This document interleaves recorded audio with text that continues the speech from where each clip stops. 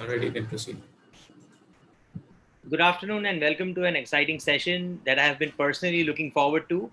We have with us Mr. Saurabh Mukherjee, who, as many of you know, is the founder and chief investment officer of Marcellus Investment Managers. Thank you for joining us, Saurabh. My pleasure. Marcellus Investment Managers was incorporated in August 18 and has been in the business of portfolio management services in the Indian markets. Saurabh is also the former CEO of Ambit Capital and has played a key role in Ambit's rise as a broker and a wealth manager in India. Saurabh was educated at the London School of Economics, where he earned a BSc in economics with first class honors and an MSc in economics with a distinction in macro and microeconomics. Saurabh has also written three best selling books: Gurus of Chaos, The Unusual Billionaires, and Coffee Can Investing, The Low Risk Route to Stupendous Wealth. And as Saurabh just told us a few minutes back, a fourth one would have hit the markets this May, but it's probably going to be hitting the shelves very soon. So our session today is broadly divided into two parts. Part one, immediately after this, is Saurabh will take about 30 minutes to speak about the economy in general, the stock markets, and how his team and him pick winners to help their clients and investors compound wealth. The next part will be a Q&A session based on the audience questions, and we will try and answer as many as we can.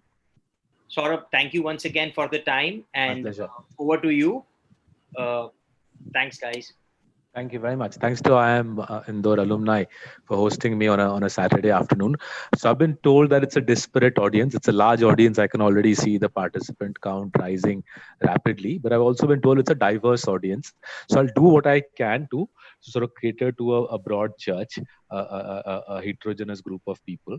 So sorry. Well, let me just share some slides because it just makes it easier to explain stuff. So I'll start with the basics, right? I know some of you, I understand several of you are CFAs like me, so you probably will not need this, but I don't exactly know how many of you are CFA, how many are not.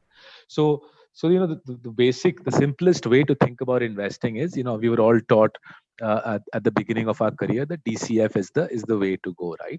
So a discounted cash flow is supposed to be the way to value a company, and this discounted cash flow is simply the sum of the next 20, 10, 20, 30 years of cash flow. But if you want to simplify it for yourself, if you're a non-finance person, think of the stock price of a company in very simple terms.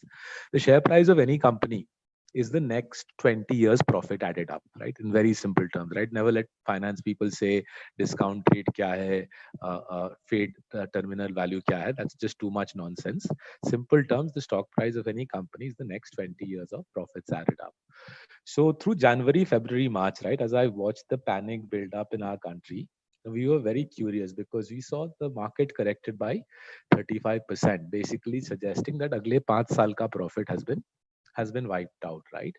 And whilst our portfolio is far more stable, our portfolio fell, I think, 15% or 12.9% actually through that correction. Even our portfolio, even for our stocks, companies like Nestle, companies like Asian Paints, Divi's Lab, stuff that you need to live your day-to-day life, the stocks corrected by 12.9%. Basically, the market was suggesting that the next couple of years of profits are wiped out, right?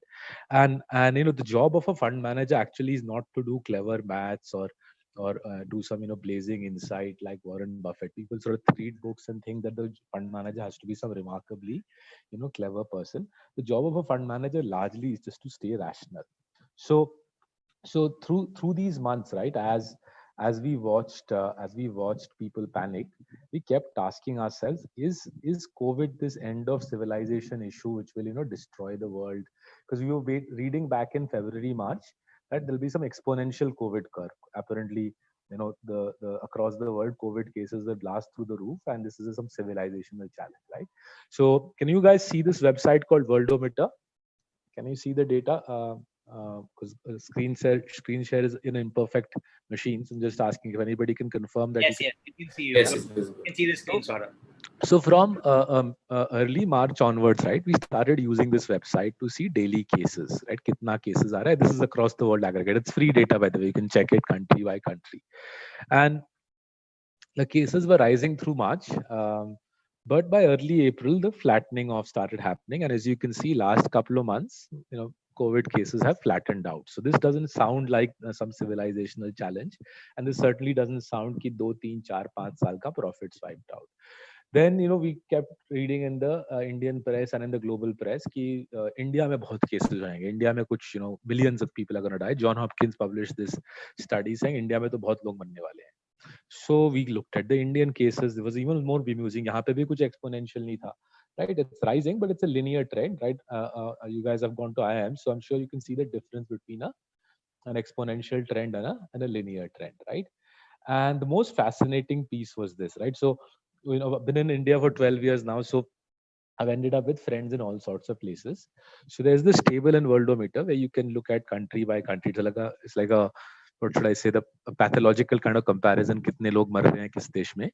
But this is a very useful table because it gives you a sense of context. And remember what I'm trying to impress upon you, that a fund manager's job is largely to be rational. We don't have to be very clever. This rational hone ki zarurat hai. So what the Worldometer table is telling us is in this column, right? In the total test column, around 2 million people have been tested in our country, right? 80,000, the first column have tested positive. So that's around just below 4% infection rate. That itself is, if you just use this table, you'll see our infection rate is amongst the lowest in the world. So I thought, yeah, that itself is a source of comfort. But even more interesting is the jump from total cases to total deaths.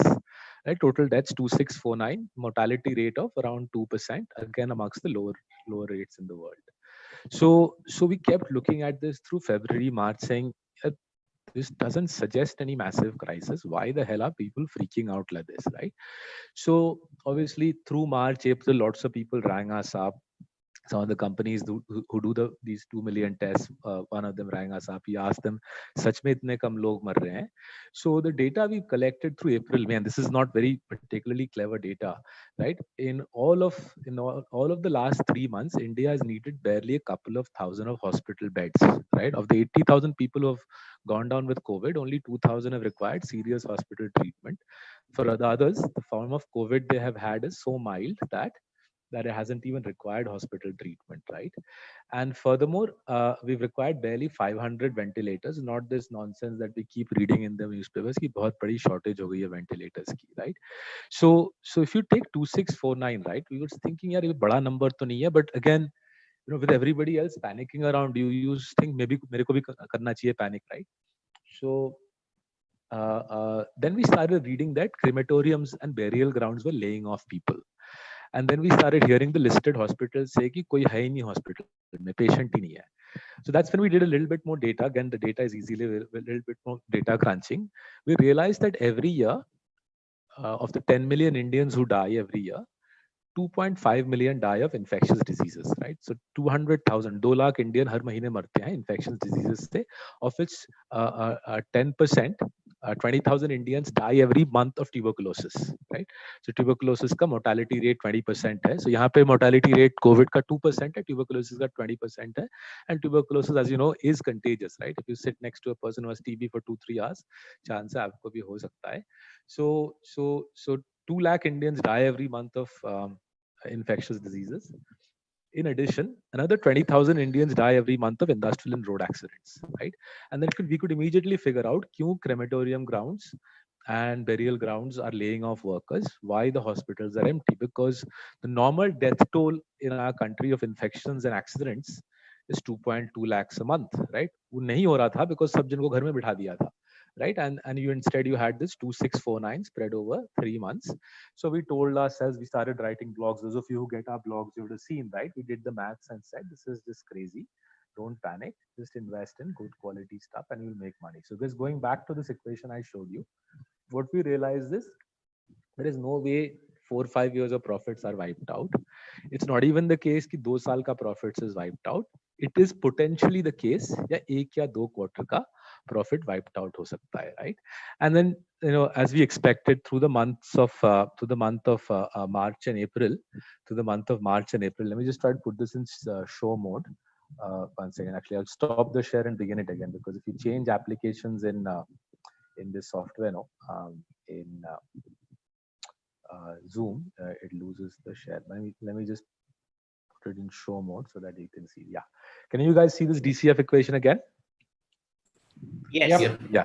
Okay. So through the months of March and April, what we realized was um, um, that across the world, countries who were coming out of lockdown were seeing rapid demand recoveries, right? So this is Whirlpool. Whirlpool America published this slide. Whirlpool globally published this slide 3 weeks ago about how as COVID cases come off, this is China, but this is the entire consumer durables market in China, ACs and washing machines and fridges and so on.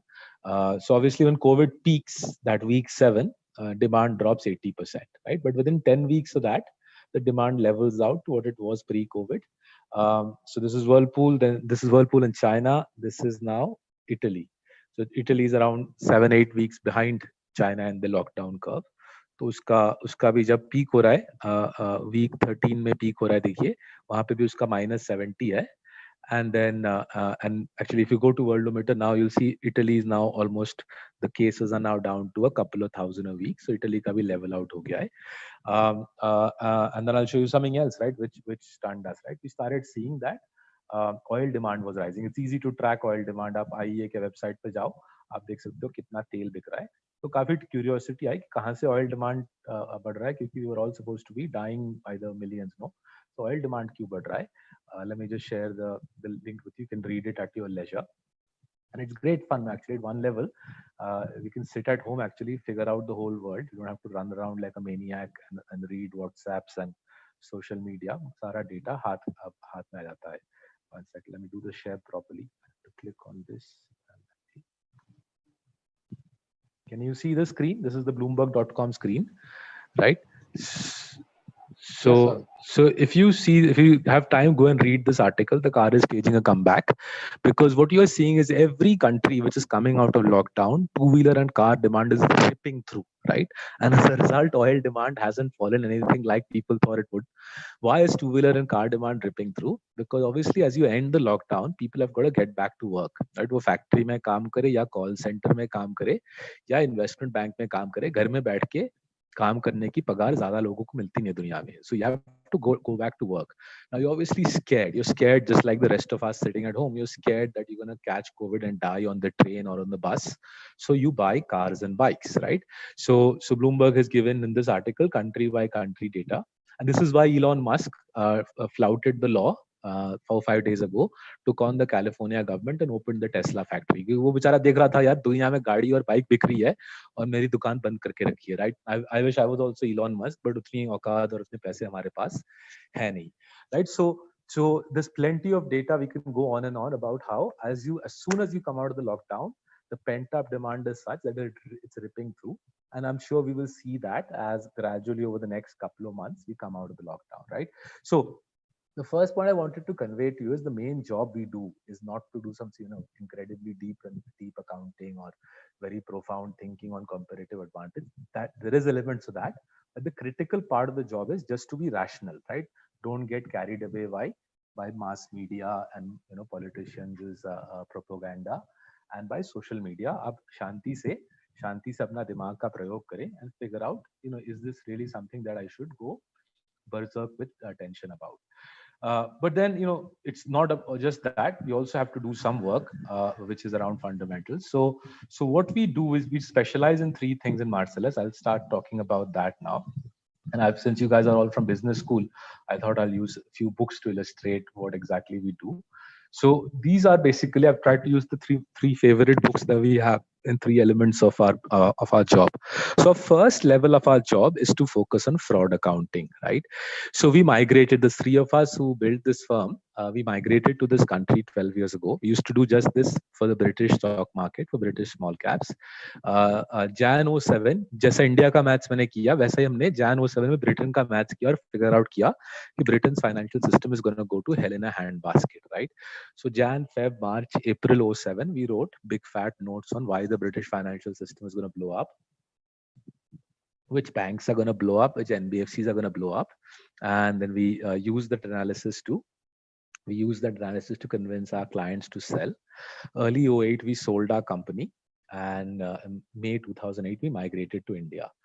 So जब हम India आए, we started reading Indian annual reports. We didn't really know anybody in the country then. So my 2 colleagues, Pramod is a Kannadiga, Rakshit's a Punjabi, and I'm a I am a Bong, so किसी को जानते नहीं थे.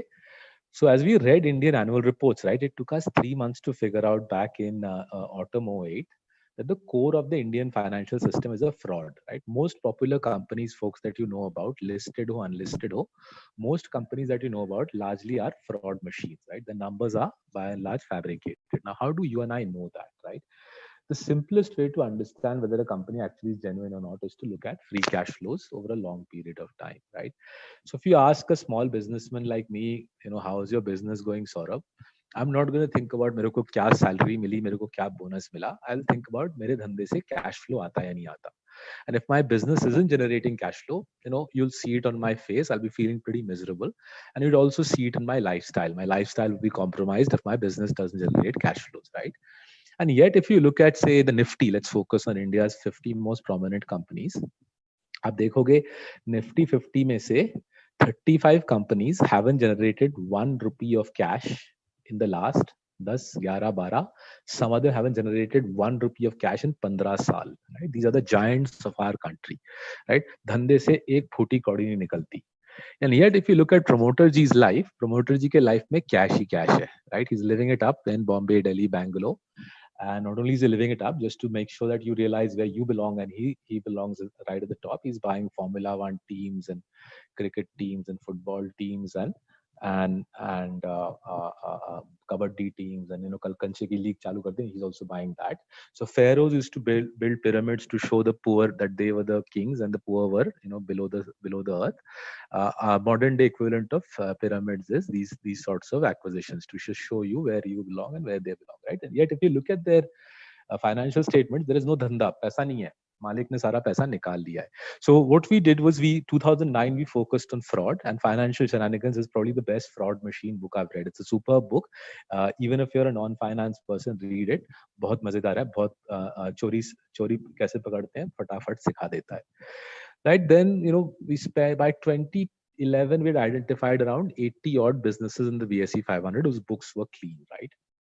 And we went and met them. That जो अच्छे लोग थे उनसे मिले. That was 2011, 12, 13. But after meeting these guys as well, we realized that whilst these folks are clean, the 70, 80 companies, they're clean, their challenge is that the first generation promoter typically has retired, right? The wealth is now several billions of dollars. So promoter ji charity kar rahe hain, foundation ka kaam kar rahe hain. And the beta beti have come back from America, पढ़ाई लिखाई करके आए हैं Harvard में, and वो धंधा चला रहे हैं. The challenge with this type of business where the kids have studied abroad and come back is that the capital allocation often is all over the place, right? So the kids have seen the world. First generation promoter only knew one thing. He knew how to take a hammer and hammer a nail into a wall, and that's what he did all his life, and he became very good at it. But the kids have seen the world, they've got greater exposure, so they want to try out a few things. But as they try out a few things, ROCE, return on capital, gets compromised as the money gets sprayed about. So these sorts of businesses, clean but complacent as we call them, barely generate 10% return on capital, and with that return on capital you'll get 10% compounding. 10% compounding से ना तो आपकी wealth grow करेगी और ना ही मेरी बीवी मेरे को इंडिया में रहने देगी, right? So we said, what do we do? Yeah, by 2014 we were really stuck, and thankfully one of my colleagues had the common sense to say, let's do what Peter Lynch did. Let's focus on companies which are not just clean but also sell the basic essentials of life, right? Also sell the basic essentials of life. Then we combined that message from Peter Lynch with what Bruce Greenwald, the other gurus as well, and strategy gurus. But the main message from Greenwald is focus and understand barriers to entry. Look for companies who have immensely high barriers to entry. So clean accounts, essential products, immensely high barriers to entry, right? So let me give you a couple of examples just to help you understand why this combination is so powerful, why it helps us make money for our clients year after year. Whether the Nifty is going up or down actually is quite inconsequential. GDP growth क्या है, कौन C virus चल रही है, महाराष्ट्र का CM कौन है, RBI कौन चला रहा है, all of this stuff actually is quite inconsequential. The only three things you and I need to focus on are: the books have got to be clean, the product has to be essential, 1.3 billion Indians need to be buying this stuff, and we need barriers to entry as high as the Himalayas, right? So let's figure out, let's go to a couple of examples, right? So spoken about Asian Paints in several places. So I'm not going to do that. I'm not going to focus on Asian Paints today. There's already plenty of case studies where I've talked, plenty of videos online where I've spoken about Asian Paints. So let me talk about a few other businesses in quick succession, and I'll try to finish talking by 4:30. So let me just share this screen now.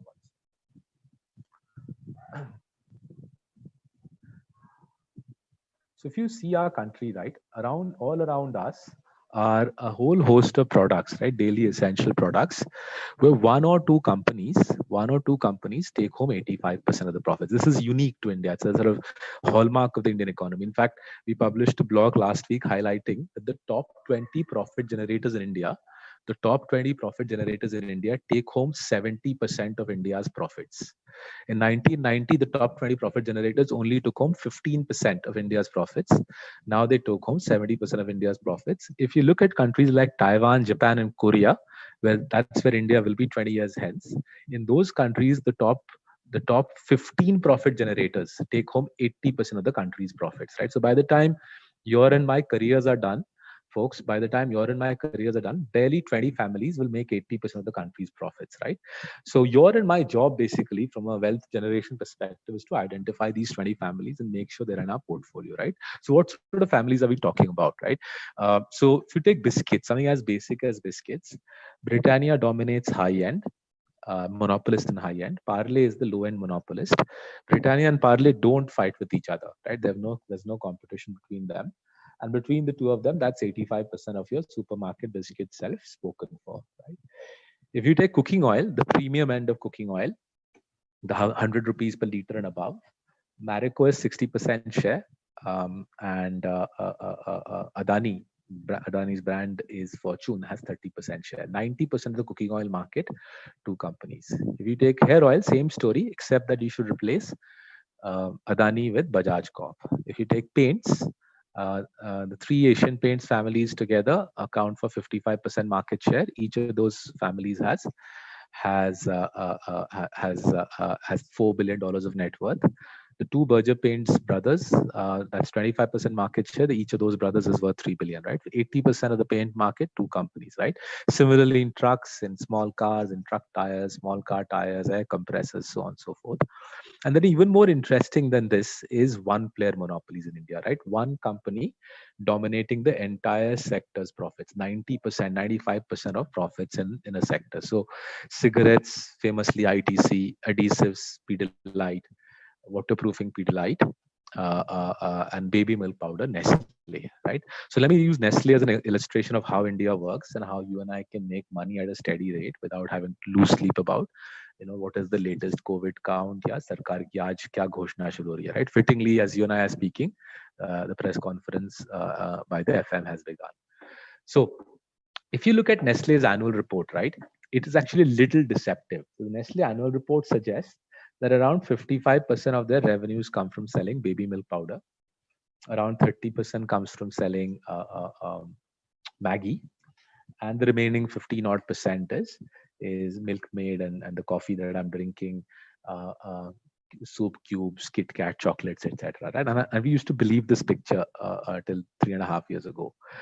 At that point, 3.5 years back, we found a market research report which said that baby milk powder is a 1.5 to $2 billion industry. 10,000 crore की industry है ये, and Nestle की market share है 97%.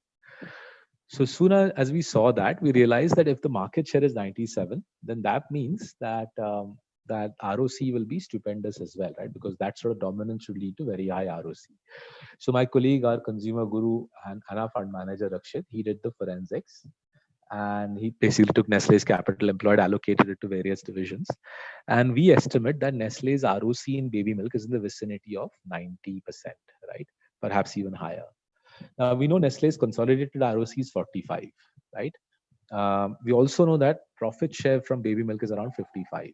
And if you just join the dots, therefore, 80, 85, perhaps 90% of Nestle's free cash flows is coming from infant milk powder. Right? Nestle, therefore, is a money machine driven by baby milk powder. But then the question which should arise in your heads, right, is why doesn't somebody compete with Nestle, right? So again, we were a little, we were a little too academic about it 3.5, 3, 4 years back. Used to do this 4 to 5 forces, vagara, which I don't think is actually particularly useful. So finally, I turned to the team and said, let's go and speak to Abbott here. Abbott has 3% share. They're a good company. Let's ask them why does Nestle have this sort of dominance? So that's what we did 3.5 years ago. We met the Abbott CFO. He's in the building adjacent to mine. Abbott had and had then as well and still has around 4,000 crores of cash on the balance sheet. Big American brand. Their market share in baby milk is 3%. So I asked the CFO that, look, we are perplexed. You've got the money, you've got the brand. Why don't you step it up? Why don't you gain some market share in infant milk powder? Your ROC is 35. Even if you sell baby milk at an ROC of 50, well below Nestle's, your ROC will go up, your market share will go up, everything's hunky dory. So Rajiv told me that, look, Saurabh, it's very easy for you guys to say these things as analysts, but you cannot advertise baby milk powder in India, right? It's not legal to advertise baby milk powder. So we can't promote this product.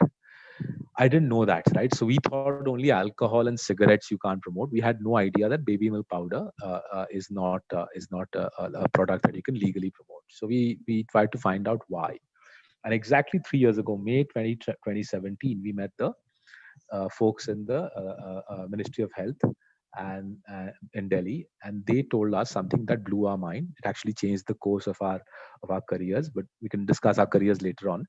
What they told us was, till the late 90s in India, baby milk was an FMCG product, and then it got reclassified. It was reclassified as a pharmaceutical product, right? It was made a dawai, prescription drug. We are the only large economy in the world. India is the only large economy in the world where baby milk is deemed to be a prescription drug, and that creates 3 barriers to entry, right?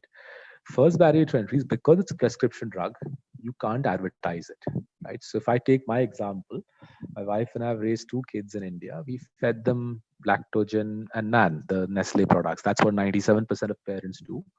Till 3 years ago, I had no idea that Abbott Similac is deemed by pediatricians to be the best baby milk in India. I didn't know. 97% of Indian parents don't know.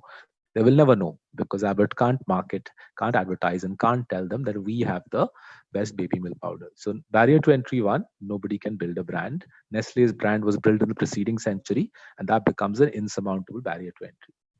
Secondly, because it's a dawai, because it's a prescription drug, then you need a license to manufacture it. Last 15 साल में किसी को license नहीं मिली है. Like, why hasn't the country given licenses? You meet any applicant. I've met around half a dozen of these applicants. They all give the same response, that you go to Delhi, you ask for a license. Government of India will say that the WHO in Geneva has opined that mother's milk is the most nutritious form of milk for the child, and no form of artificial nutrition should be encouraged, and therefore baby milk shouldn't be encouraged. We can't give you a license, right? So only 2 real players, 97 Nestle, 3 Abbott, किसी और को license ही नहीं मिलती. And third barrier to entry is, because it's a prescription drug, it can't be sold in supermarkets, it can't be sold in kirana stores. As of December 2019, difficult to sell it online either. You can only sell it at the chemist. So if you speak to a local chemist, one of his highest margin products will be bachcho ka doodh. Why? Because parents come, nobody haggles, nobody comes and says, Nirma de do mere bachche ke liye, right? Nobody haggles, nobody even knows that there's an alternative product, right? Therefore, for the chemist, it's a very easy sell, and it's a high margin sell, right? So no chemist will discount it. So what you therefore have is a 10 se 15,000 crore ki category with 1 player, no advertising, no competition, no discounting, right? And if you look at the volume growth of this sector, volume growth of baby milk powder last 20 years, COVID ho, demonetization ho, koi farak nahi padta. 19% CAGR hai volume growth ka. Right through the lockdown, Nestle's factories have been running at full blast for obvious reasons, right? With 97% share, if you shut your factories, the babies are going to die. You can't do that, right? So 19% volume growth. Nestle hikes prices for this product by 1 to 2%. So Nestle's sort of autograph, its signature as a price hike is 1 to 2%. And you'll see this if you read my book, Unusual Billionaires, right? We've described that the signature of an Indian monopolist is a 1 to 2% price hike, right? Why? Because costs in India rise by 6%. You deliberately hike prices of 1 to 2 so that the competition gets crushed over 4 to 5 years, right?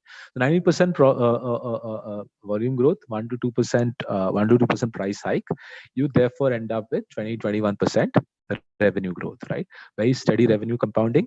There's no profit margin pressure. Top line grows at 1920, bottom line grows at 1920. Compounding of the shares last 3 years देखिए या last 20 years देखिए is at 20%, right? So you compound with Nestle at 20%. Very similar pattern with, say, the other monopolists we were discussing, right? Asian Paints, Pidilite, very similar compounding. We're the only country in the world, right?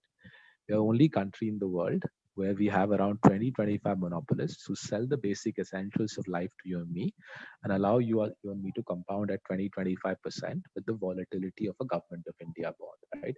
So I just saw some people are flashing questions about gold.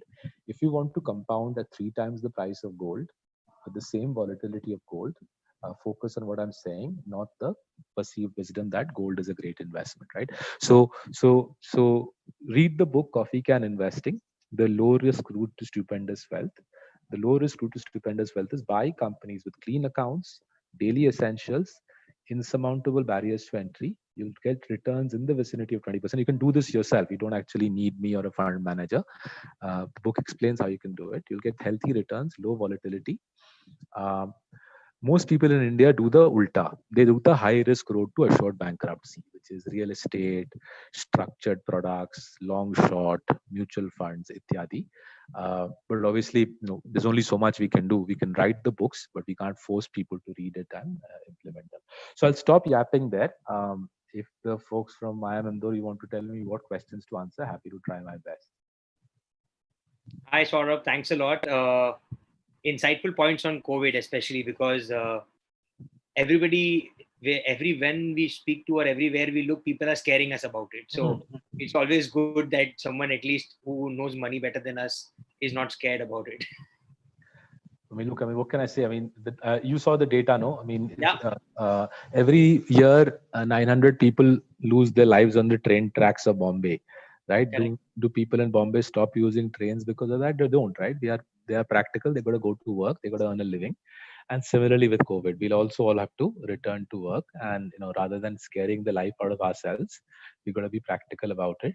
I've lost a couple of relatives to COVID, one in UK, one in India. But if I look at the how life pans out, I've lost relatives to other factors over the last couple of years. So it is but natural that we lose people to this new disease.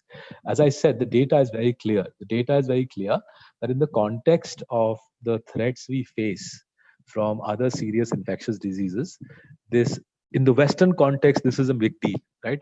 Because if you go back to that Worldometer chart yourself, you'll see in the Western context, this is a big deal. They've never faced anything like this in their lives. But in a country like ours, where every month 2 lakh people die from infectious diseases, to get worked up about this is a little unfortunate. But anyway, we should all be grateful that people have irrational fears, because without irrational fears, how will we make outsized returns? Absolutely. So a lot of questions. One of a common theme I'm seeing is a lot of questions on high PEs or high valuation on companies like Nestle, Asian, etc. What are your thoughts on that? Sure. So let's discuss this, because one of the challenges, right? One of the reasons I write books is something very unfortunate happens in our country. A lot of people read Western books, and this applies to academics as well. People who teach in colleges are equally sort of guilty of this. They read Western books and they mindlessly apply it to India, right? So, and one obviously mindless application is that value investing karna chahiye, sasta P lena chahiye. You can see immediately, right? What is the challenge? If your E is fabricated, if earnings are fabricated for 80% of the companies, including 70% of the Nifty 50, what will PE tell you? Agar aapka E fraudulent hai, या price to book may be fraudulent hai, which is what it is for 80% of companies, it's not going to be very clever. It's not a very clever way to go and invest. But let's leave that piece aside. Let's think about it a little bit more mathematically, right? So you guys have gone into IIM, so you can hopefully you can stay with me as I quickly take you through some basic valuation maths. So P is equal to P time E, right? Simple sa equation hai, right? Now we do differentiation, right? So the change in P is change in P a change in the stock price of a company is equal to PE multiple ka change or earnings ka change, right? Very straightforward. Now, you can divide the Indian stock market into three categories. Pehla category is what I call A is for airlines. So if you see our country, right, 90% of stocks are like our airlines. So आसमान में plane घूमता रहता है, फूटी कौड़ी नहीं कमा पाते बेचारे, right? So most startling example of this phenomenon, I would say, is Bharti Airtel. So let's look at Bharti Airtel in its heyday, 04 to 014, right? Uh, in that 10-year period, the traffic on their network grew at a CAGR of 45% at 04 to 14. Profit growth of the company was zero, Wow. right? Why was it zero? Because you have no barriers to entry. You have nothing distinctive. Whether you're a airline in our country, you're an NBFC, you're a telecom company, आपके पास कुछ भी distinctive नहीं है. So every time volume rises, you cut prices. If you cut your prices every time the volume rises, पैसा कैसे बनेगा? आपकी earnings growth कैसे आएगी? A slightly more technical way of putting it is free cash flow for any company. Free cash flow is ROC minus cost of capital, right? The companies I'm investing in have ROC of 45%, but the companies in category A have return on capital below cost of capital, which means their free cash flow is zero. If your free cash flow is zero, you have nothing to grow the business with. Category A, 90% of the Indian market, no earnings compounding. Okay.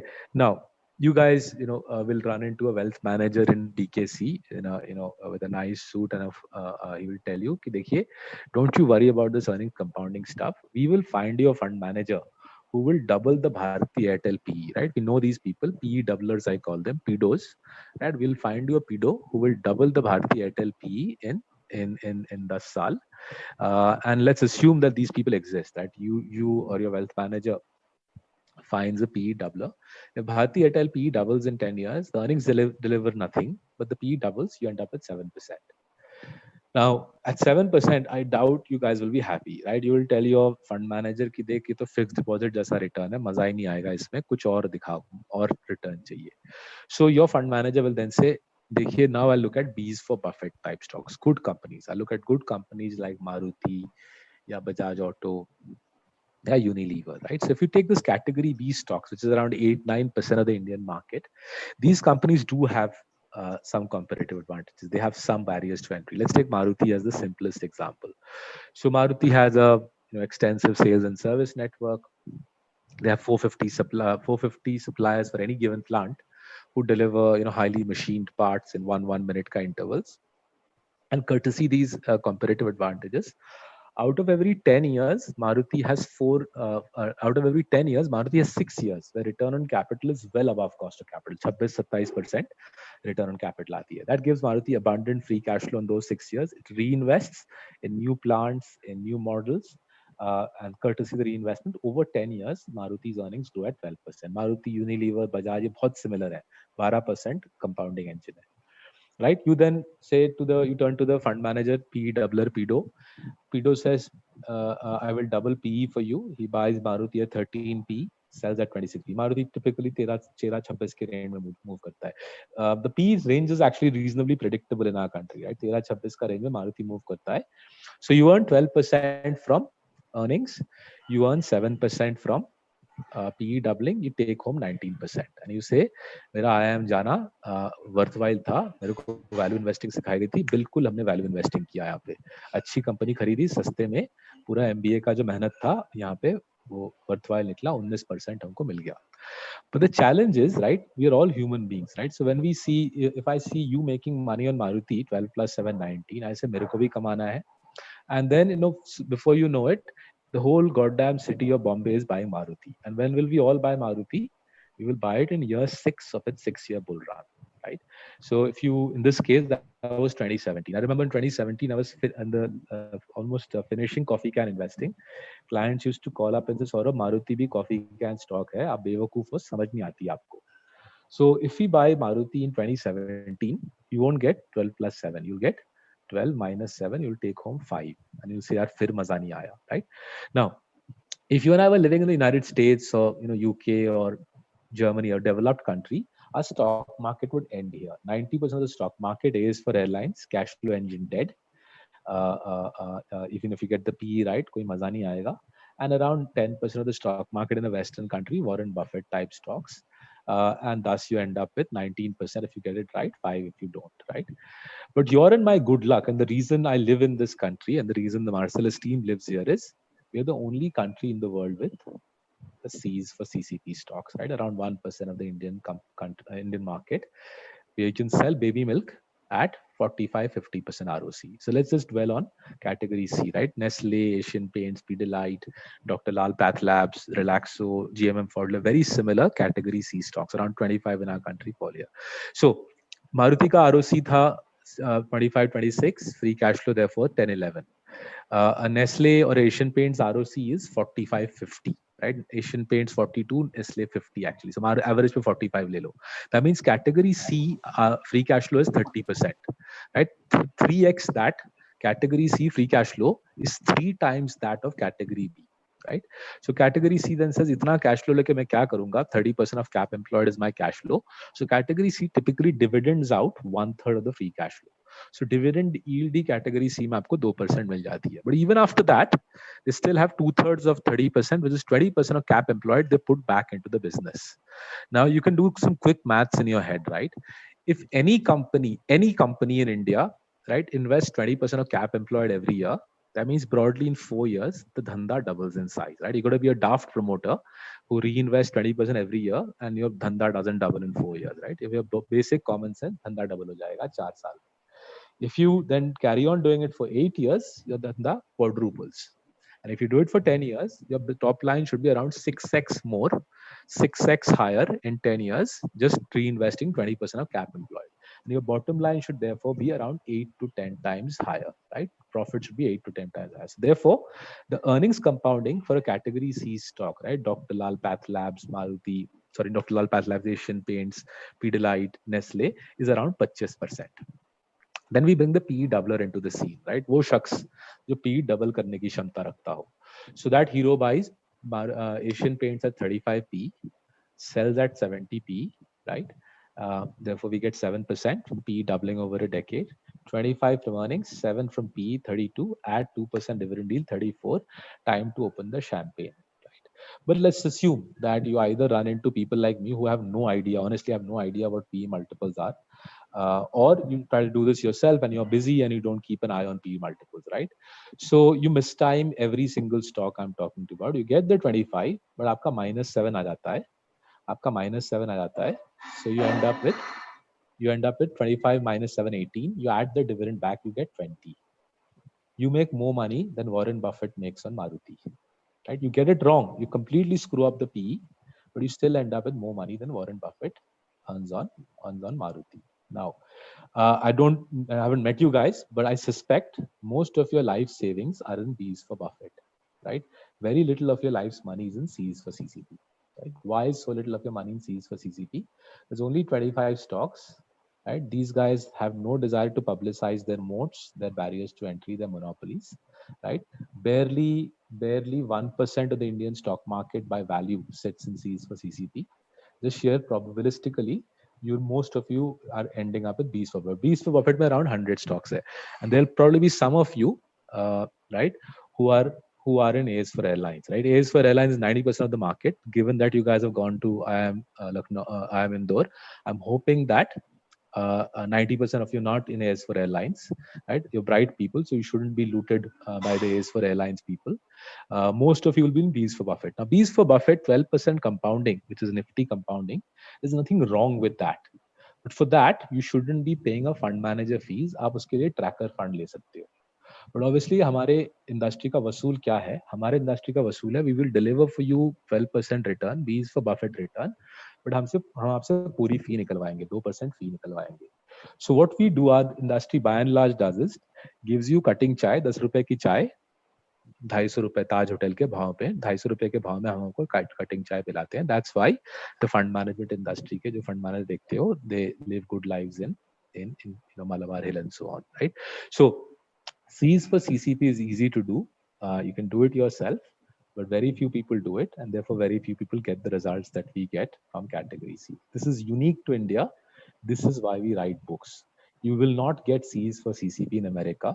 You will not be able to earn 90% ROC on baby milk, 45% ROC on paints, 35% ROC on Hawaii chappal, 40% ROC on blood tests, and you won't be able to earn these returns like you do in India for decades on an end in a country like the United States.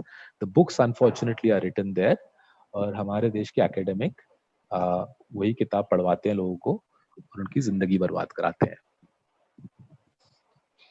That was interesting, Saurabh. I mean, classifying the companies into ABC are really something probably new to us. There have been few questions on the specific sectors, your views on the sectors or something, but I would like to just touch upon two or three questions which are been too many on those sectors. So, what is your view on the current crisis, which OTT has been, the recent INOX letter which went out to the in the public, and how do you think that the multiplexes and all will be affected by these OTTs? No idea यार, I've got no idea.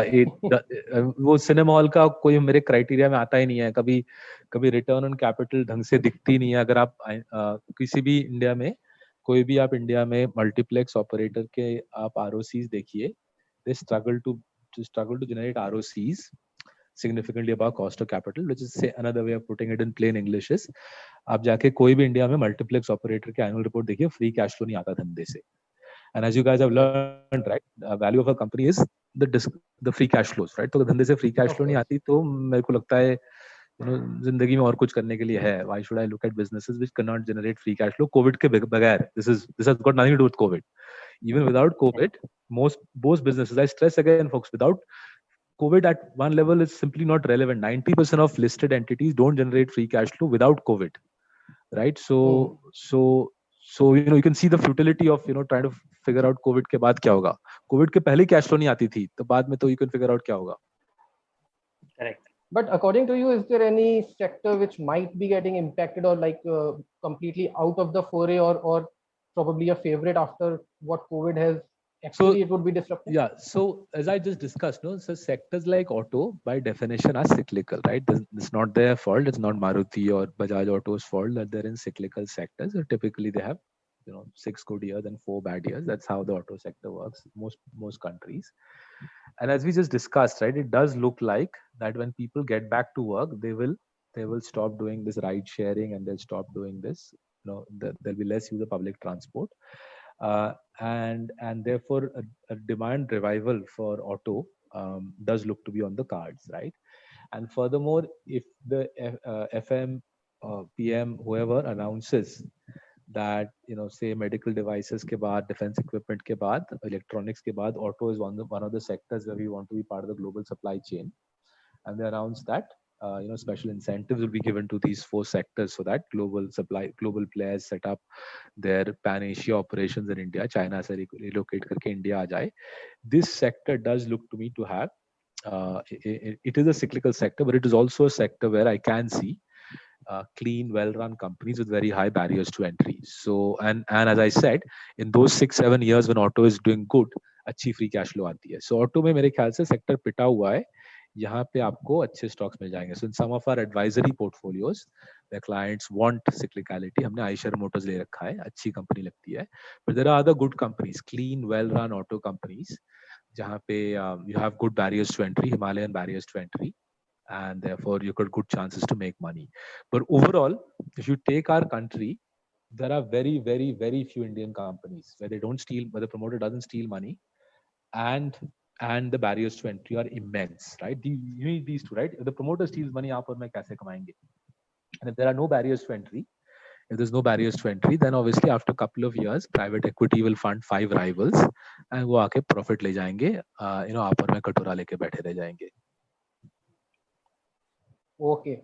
One question from me, Saurabh, and then other guys have also asked, and I'm just loving most of the questions. So we do have a lot of coverage on the probably, let's say, large cap or a giant market capitalization stock. But if we are going around and finding some kind of small cap or micro cap, one thing which is very important is the corporate governance.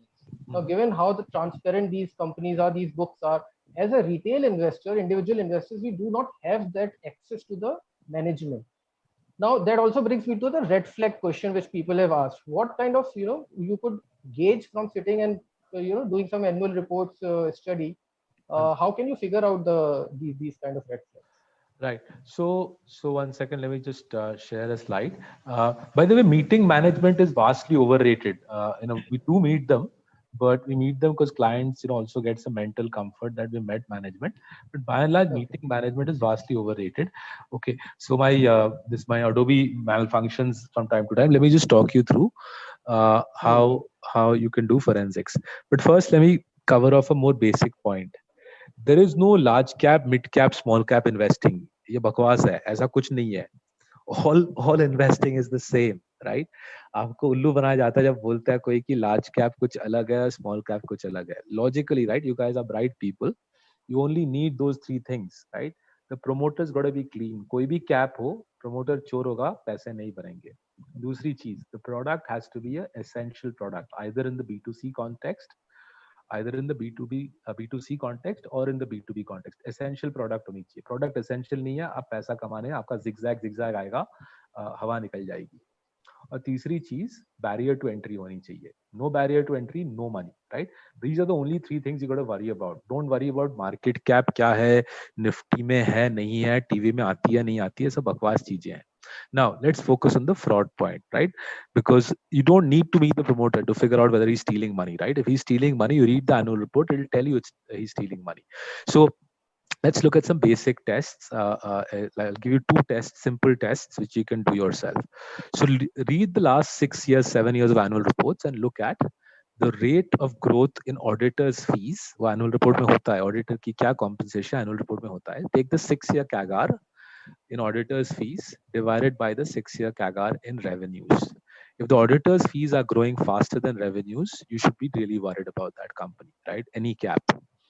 Second simple test is look at CFO, operating cash flow, divided by operating profit, right?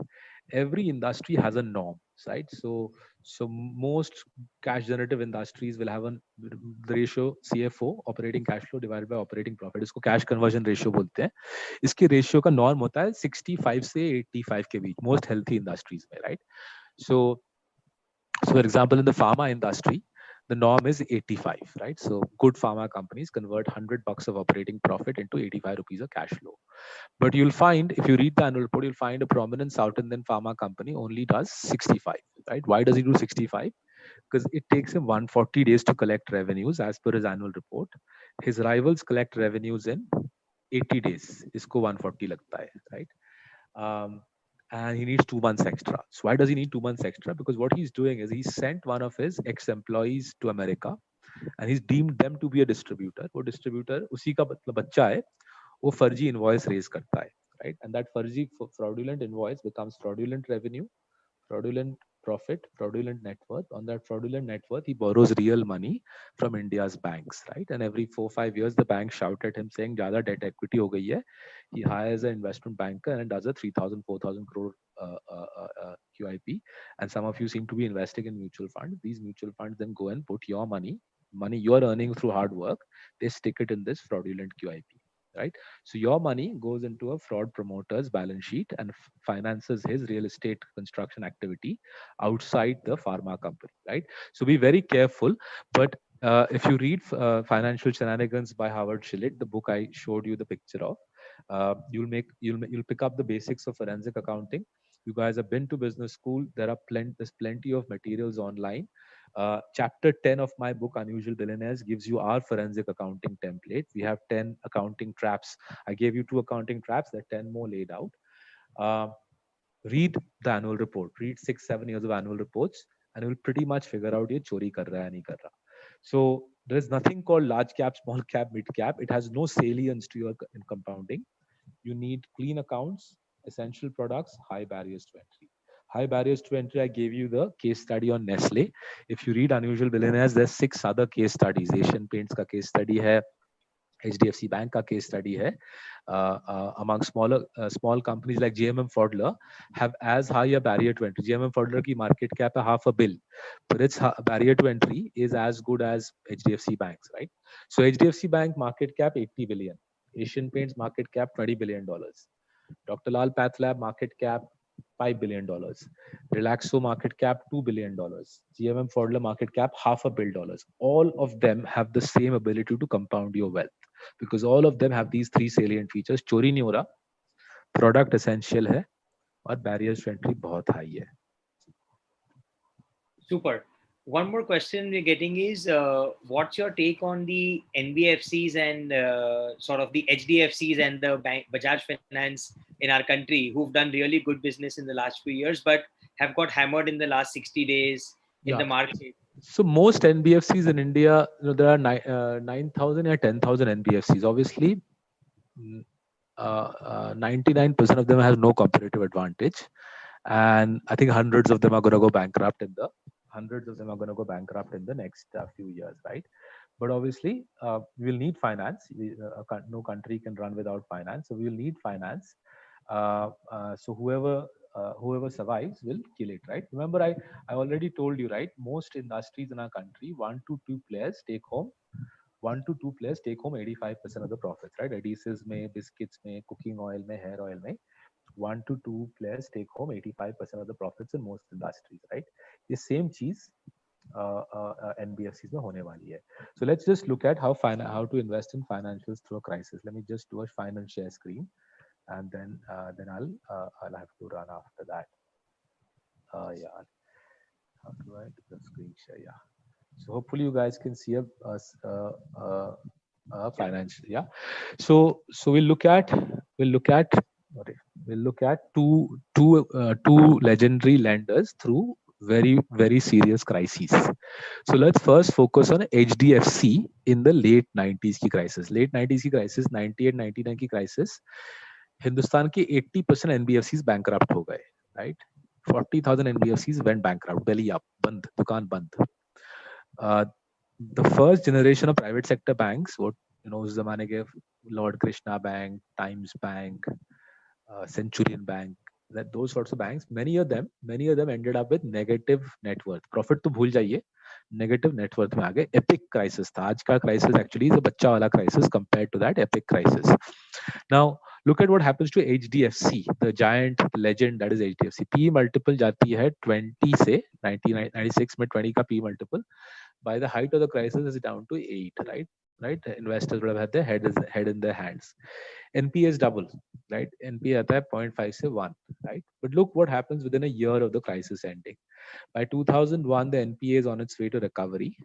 The ROE goes to levels never seen before, right? HDFC enters the crisis with 16-17% ROE, exits with 23-24. ऐसा क्यों होता है? Because HDFC के 80% competitors bankrupt हो जाते हैं, right?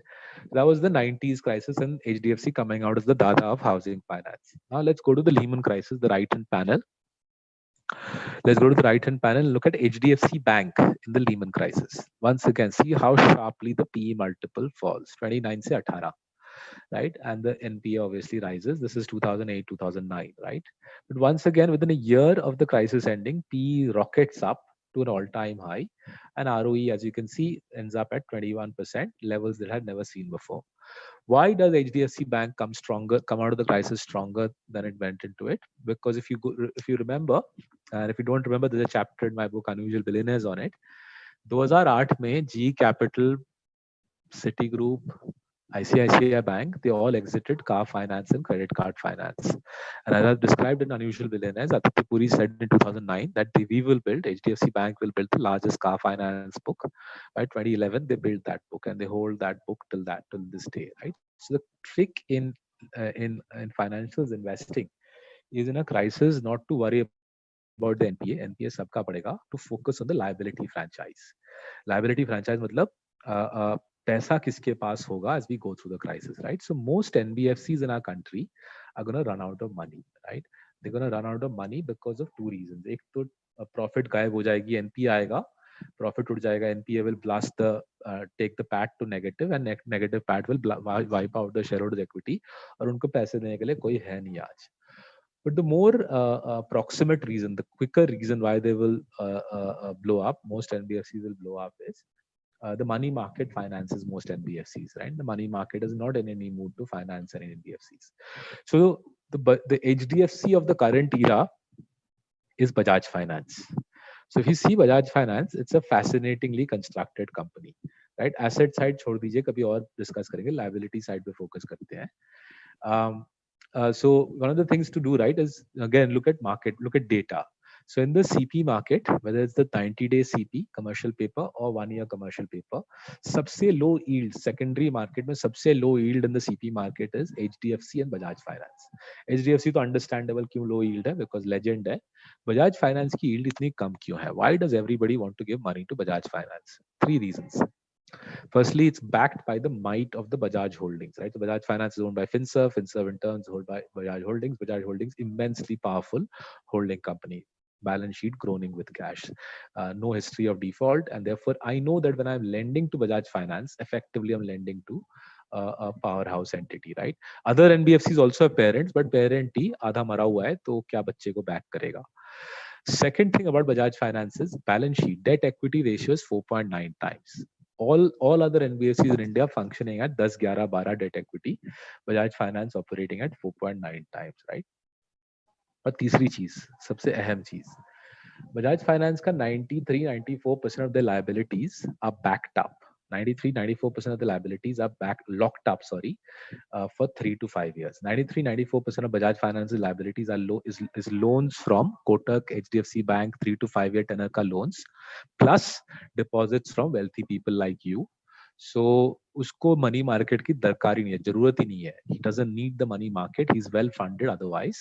So what Bajaj Finance does is incredibly counterintuitive. He's borrowing 3 to 5 year money and he lends 1 year money for cars and washing machines and so on, right? All other NBFCs everywhere in the world borrow short term, lend long term. Right? They borrow 6-month money, they give 20-year home loans, right? And every 6 months they pray कि भगवान इस बार refinancing करा दे मेरी 6-month जो CP था, right? And obviously it's very risky, but they don't have a choice. Most NBFC don't have a choice. They got to do this maturity mismatch, as we call it. Short term borrow करो, long term lend करो, और खूब प्रार्थना करो कि धंधा फट ना जाए. Bajaj Finance doesn't need any of that mumbo jumbo. He borrows long term, lends short term with the lowest gearing in the industry, and still comes out with 23-24% ROE. So we've loaded up. We'll load up further. This is the HDFC of consumer discretionary. HDFC will be the king of housing finance. Bajaj Finance will be the king of consumer discretionary finance. Okay. Hopefully that was some use to you guys. So thank you for listening. Hope I was able to give you something useful. Thanks to IIM Indore for alumni for hosting me. Thanks, folks. It's been a pleasure. Yeah. Thanks, Saurabh. Thanks a lot, everybody, for joining in. Look forward to our future sessions. Thank you so much. Thank you. Thanks, Saurabh.